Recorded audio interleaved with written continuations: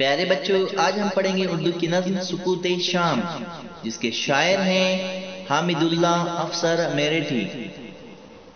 سکوت شام ہے، خاموشی بستی ہوتی جاتی ہے، مؤذن کی صدا ہلکی ہوا کے ساتھ آتی ہے، صبا پتوں سے مل مل کر سہانے گیت گاتی ہے،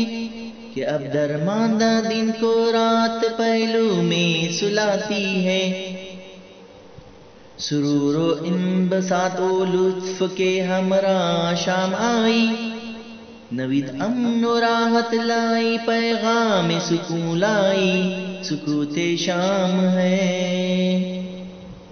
شفق پھولی فلک پر سرخ بادل کچھ نظر آئے، کہ کیسے لال دیو اللہ دیواروں کے سر آئے، چمن کی سیر کر کے لوگ اپنے اپنے گھر آئے، چھتیں سونی پڑی ہیں کھیل کر بچے اتر آئے، چراغ رفتہ رفتہ ہو چلے روشن مکانوں میں، بسیرے کے لیے جاتی ہے چڑیاں آشیانوں میں، سکوت شام ہے۔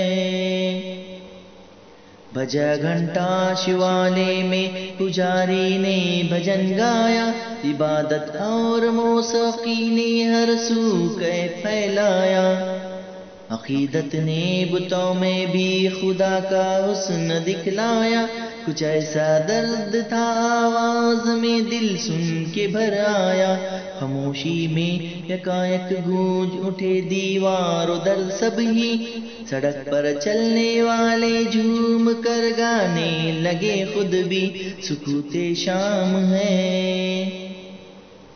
سیاہ پوش ہوتا جاتا ہے جہاں آہستہ آہستہ، اندھیرا ہو چلا ہے حکمراں آہستہ آہستہ،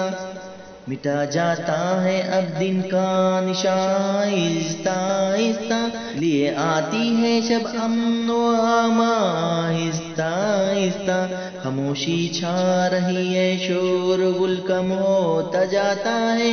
اجالا گھٹ چلا تاریخ عالم ہوتا جاتا ہے، سکوت شام ہے، خاموشی بستی ہوتی جاتی ہے، مؤذن کی صدا ہلکی ہوا کے ساتھ آتی ہے۔